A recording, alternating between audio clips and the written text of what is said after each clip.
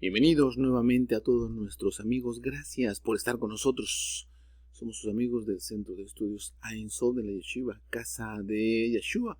Y en esta ocasión seguiremos con nuestro estudio de la Parashá Shemot en su segunda área con el tema el nacimiento de Moshe y todo lo que esto conlleva. Pero vamos a entrar allí en la cita de la Parashá Shemot, segunda aliyá.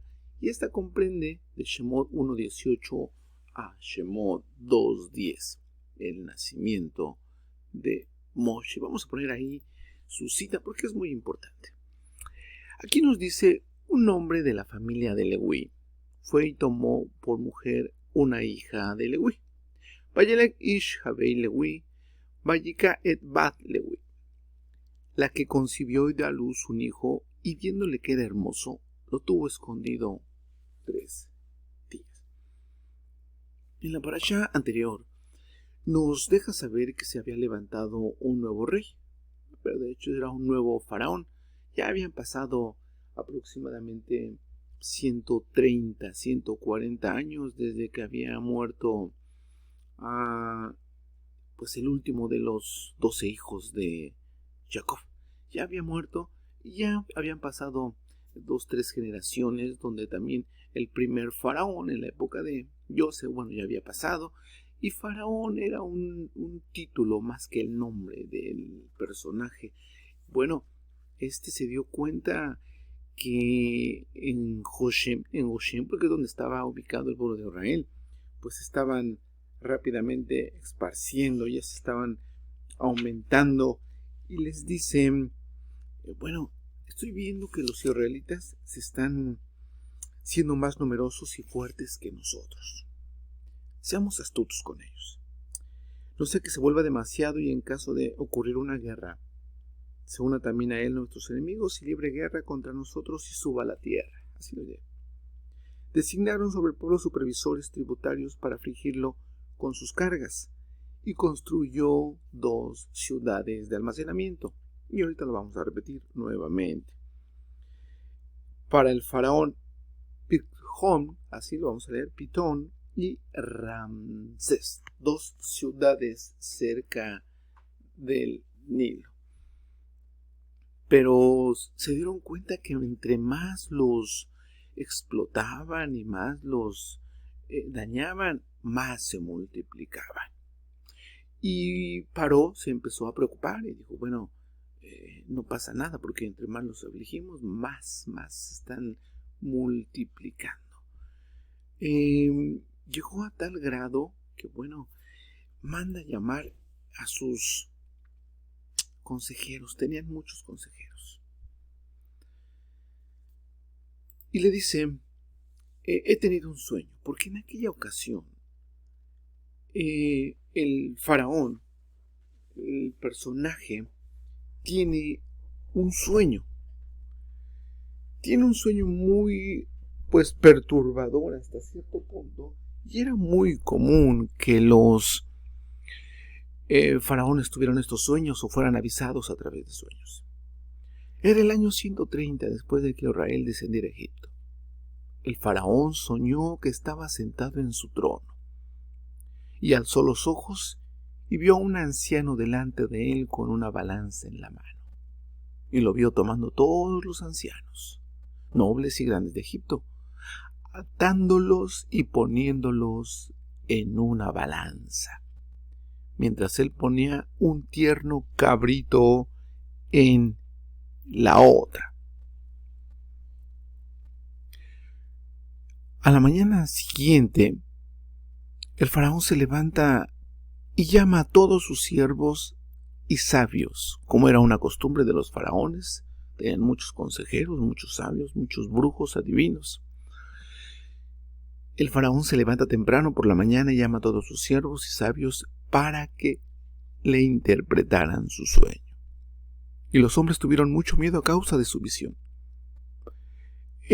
Faraón, como los otros faraones, no estaban de acuerdo o acorde o satisfecho con lo que le dejaban saber sus ancianos.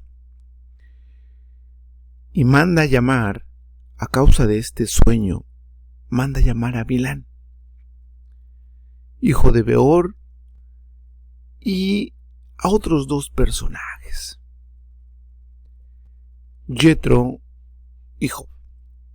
Pero primeramente le dice a Balán, le contó el sueño y Balán le dijo: esto no significa más que un gran mal estallará contra Egipto, porque un hijo le nacerá a Israel, quien destruirá toda nuestra tierra y todos sus habitantes, y sacará a los israelitas de Egipto con mano poderosa. Ahora pues, oh rey, consulta este asunto, que la esperanza de Israel se frustra antes de que surja este mal contra Egipto. El faraón le dijo a Balán: ¿qué haremos con Israel?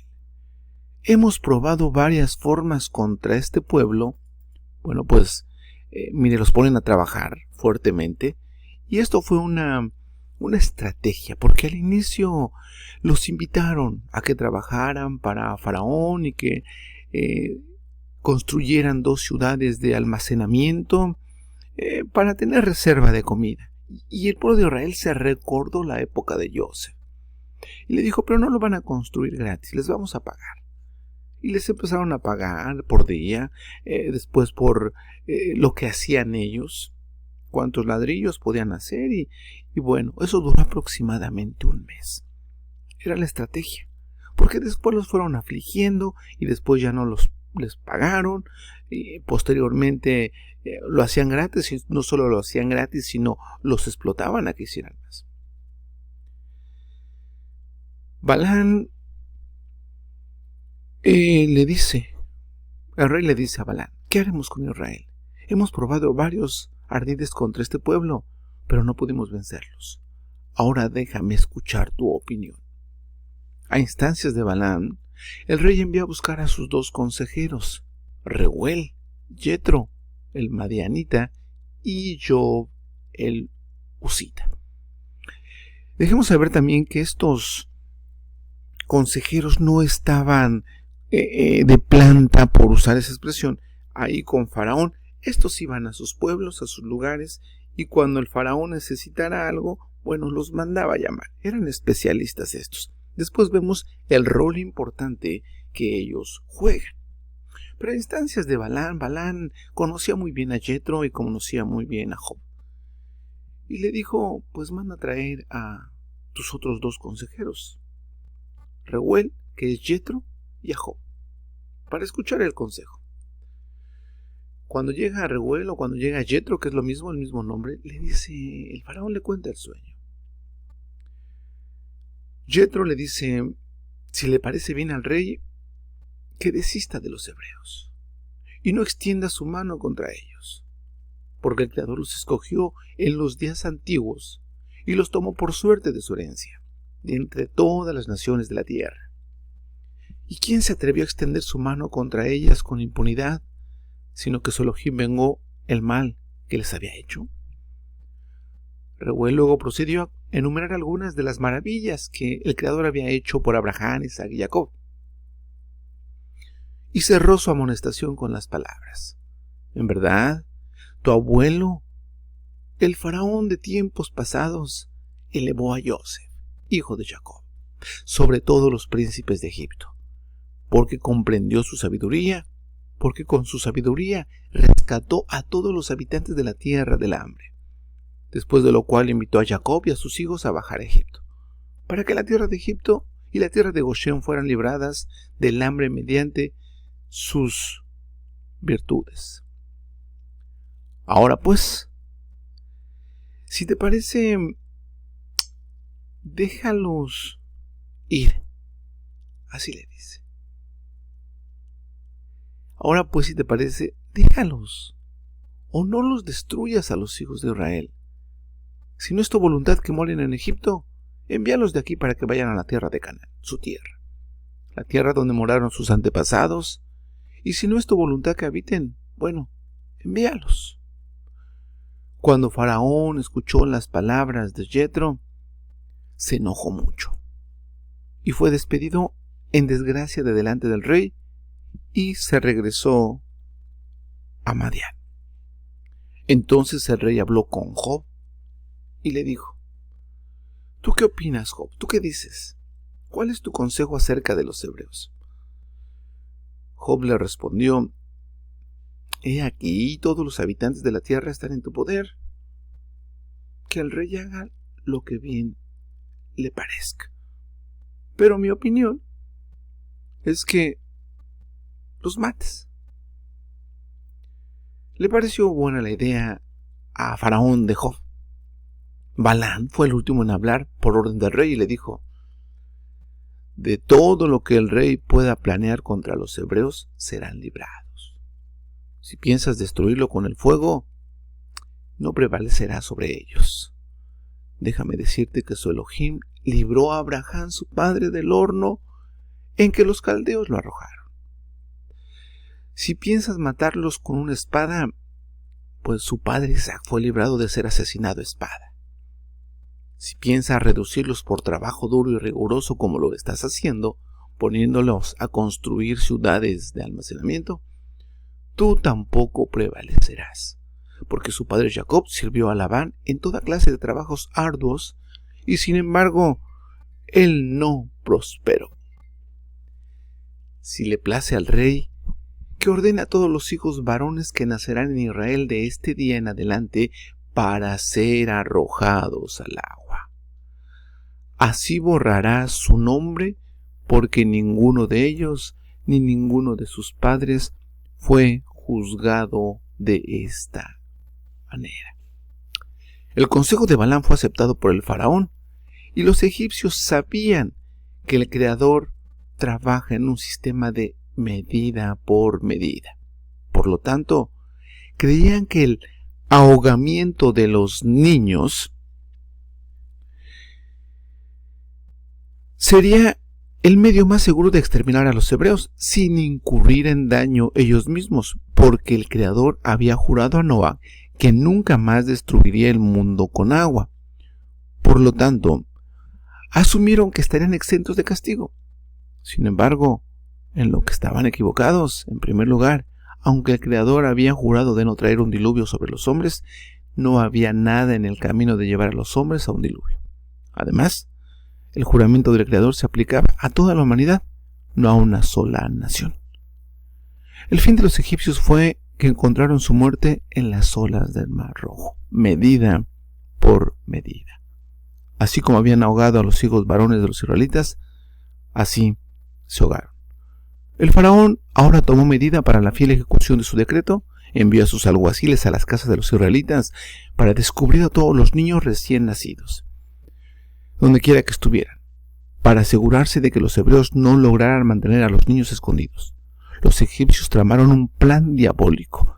Sus mujeres deberían llevar a sus pequeños a las casas de las mujeres israelitas sospechosas de tener bebés. Cuando los niños egipcios comenzaran a llorar o a arrullar, los niños hebreos que se mantenían escondidos se unían a la manera de los bebés y delataban su presencia, por la que los egipcios los agarraban y se los llevaban.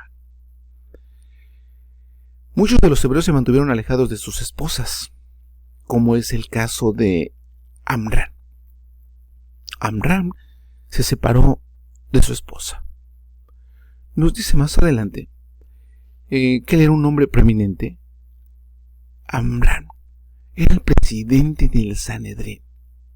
Decidió que, dadas esas circunstancias, lo mejor para los maridos era vivir completamente separado de sus esposas. Él dio el ejemplo, se divorció de su esposa, y todos los hombres de Israel hicieron lo mismo. Porque ocupaba un lugar de gran consideración entre su pueblo. Una de las razones era que pertenecía a la tribu de Leví, la tribu que era fiel a su creador incluso en la tierra de Egipto. Se separó de su esposa, no tuvieron hijos, y viene después Midian y le hace un reproche. Amram nuevamente volvió a tomar a Jocabed en base a esta reflexión que tuvo con Miriam, su hija, que le dijo: tú eres peor que el faraón, porque tú te separas de mi madre para no tener hijos ni hijas. El faraón dijo que solamente si fuesen hijos irían al mar, y tú no dejas ni que nazcan niñas. Amram fue nuevamente y tomó a Jocabed y estuvo con Jocabed. Y esa unión, después de volverse a haber reunido, su esposa tenía alrededor de 127 años, un milagro también. Y en este momento queda embarazada de Moshe. Muy interesante esta historia, pero continuemos. Nos vamos a salir un poquito del tema. Este es tal vez otra clase fuera del tema, pero vamos a entender algo. Esto lo vamos a ver desde otro nivel.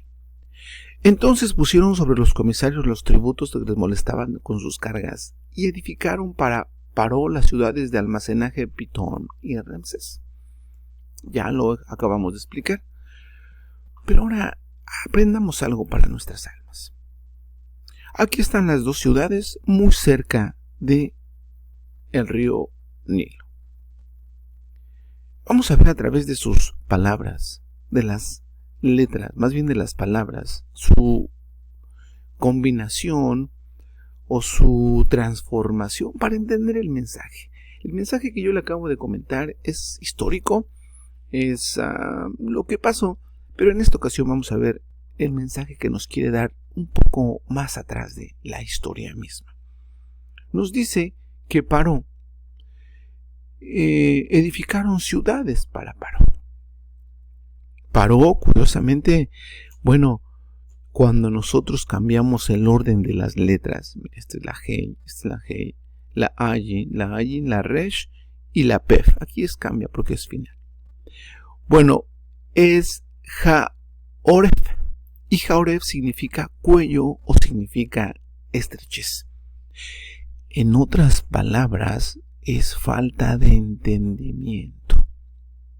Esto, sin lugar a dudas, que el pueblo vaya a salir de Egipto es como cuando nosotros vamos a nacer a este mundo, que es el desierto. Vamos a salir de Egipto y vamos a comenzar nuestro caminar hacia Canaán. Entonces vemos que Faraón significa estrechez, significa estar cerrado de la conciencia, estar solamente mirando una sola forma de caminar, una sola forma de vivir, sin saber que hay opciones. Eso es liberación. Yahshua dijo: y conoceréis la verdad, y la verdad les quitará al faraón de su cuello. Los va a libertar, les va a quitar la estrechez de pensamiento. Y mire cómo está todo esto relacionado. Una de las ciudades que edificaron para almacenaje, que lo dice claramente, para almacenaje, aquí le dicen Pitón, pero si abrimos las palabras es diferente, es Pep-Tjón, así, Pep-Tjón. Raro porque se traduce mal, y esta tiene una connotación totalmente diferente. Pef significa boca, así, Pef, boca. Tjón o Tjón viene la raíz de la palabra Tejón. Tejón significa vacío, así como nos lo dice en Bereshit capítulo 1. Que hubo confusión, que hubo un vacío, que hubo oscuridad. Tejón, así se pronuncia la palabra. Y esto es entonces abismo o profundidad, y si unimos la palabra Pev, es boca sin abismo. Pev, Jon, boca sin abismo, o sea, sin cobertura. Esto es un caos. Tejón es un caos. Entonces ya nos damos cuenta un poco, pero vamos a ver la otra palabra para acabar de entenderlo. La palabra Ramsés la dividimos en dos para que podamos entender su concepto. Es Ra y es malo. La palabra Ra significa malo. Ses significa estómago. Entonces la palabra Ramsés significa mal estómago. Y la palabra Peptjón significa boca sin abismo. Entonces nos estamos dando cuenta que detrás de la historia, detrás del faraón y de las ciudades de almacenaje, es nuestro cuerpo. Que si nosotros trabajamos para hacer estas ciudades de almacenamiento, no es otra cosa que el cuerpo. Esto es comer y beber. Aquí es comer y beber. Pev, boca sin fondo. Si nosotros comemos y bebemos, fortalecemos al faraón. Así dice. Si comemos y bebemos desmedidamente, fortalecemos. La boca que no tiene abismo se llama glotonería. Si comemos mucho, más de lo necesario, entonces edificamos para la inclinación al mal o para nuestras conciencias o para nuestro aprendizaje. Edificamos las ciudades o los lugares de almacenaje, que es a través de la boca, y esto llega al estómago. Vamos a ver ahora entonces nuevamente la palabra Ramsés. Pero esto de comer sin saciarse, esto es lo que nos dice Proverbios 30:15. Dame de comer y de beber, no hay llenadero. La palabra, Ramsés, nuevamente es Ra-y-mses, que es mal estómago. Comer mucho a través de la boca, lógico, comer mucho, se pierde la sensibilidad a lo espiritual. Entonces, si nosotros construimos, si nosotros comemos mucho, tomamos mucho, nos hacemos glotones, perdemos esa comunicación con el Creador. Por eso Yahshua constantemente decía que teníamos que estar ayunando. Ayunen, no alimenten, no edifiquen, no le den fuerza al faraón, el príncipe de este mundo. Tenemos que comer, pero es mejor ayunar. Para bien del cuerpo, para mal del cuerpo y para bien del alma. Pero más adelante nos dice que cuando más los oprimían, tanto más se multiplicaban. ¿A quién oprimían? A los israelitas. Tanto más se multiplicaban. Ok, aquí hay dos cosas. Esto nos está hablando, cuando más los oprimían al cuerpo, al estómago, en cuanto menos le daban de comer al cuerpo, en cuanto menos comía, más se multiplicaba. ¿En quién se multiplicaba? Se multiplicaba la sensibilidad para orar. Se multiplicaba el sentido de la espiritualidad. Se multiplicaba el sentido de entender la Torah. Por eso aquí nos dice, si oprimimos al cuerpo, nuestra alma se libera, multiplica y crece. Esta lectura insertada aquí es medio rara. De hecho, sí tenemos que estudiarlo. Lo que pasa es que yo comencé hablándole acerca de la historia, pero sin lugar a dudas, la verdadera forma de estudiar la Torah es viéndolo a través de sus palabras. Pero en ocasiones tenemos que ir combinándolo.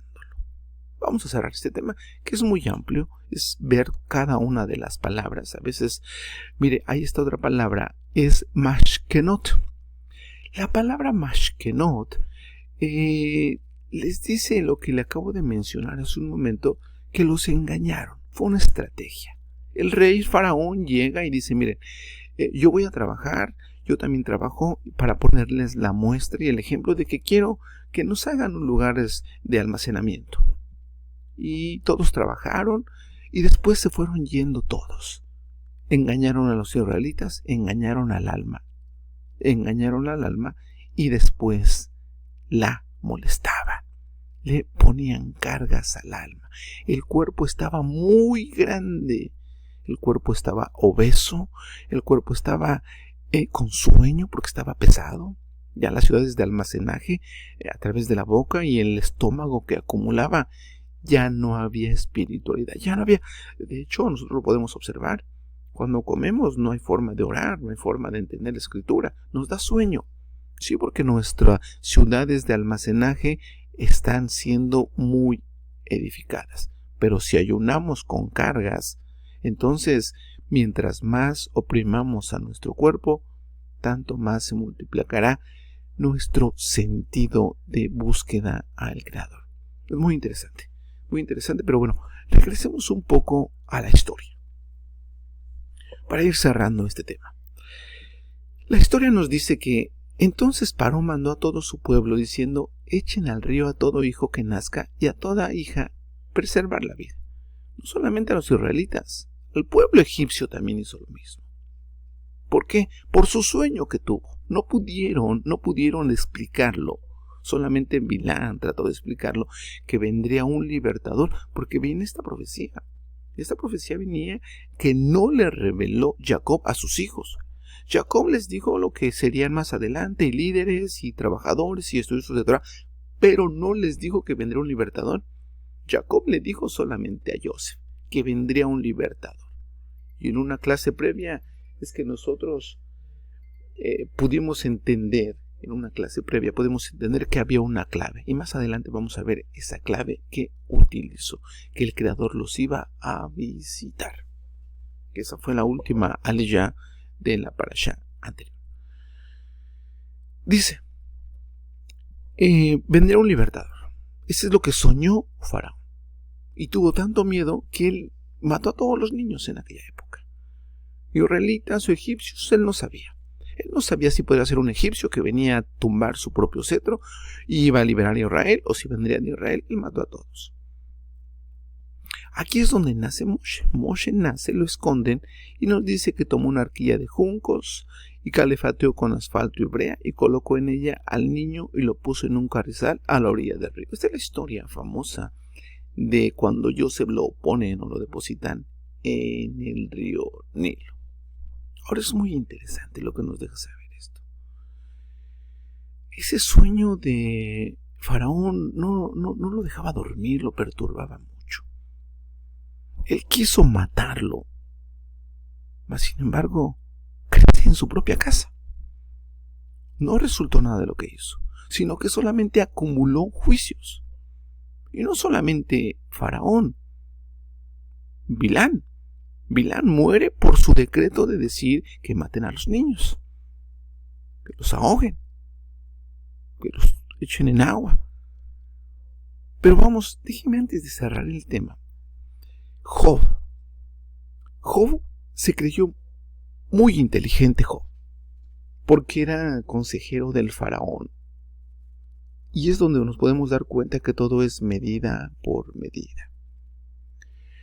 Le vuelvo a repetir un poco que Job le preguntaron y le dijo: bueno, he aquí todos los habitantes de la tierra están en tu poder. Rey, haz lo que tú quieras. Pero, pues mi humilde opinión, es que lo mates.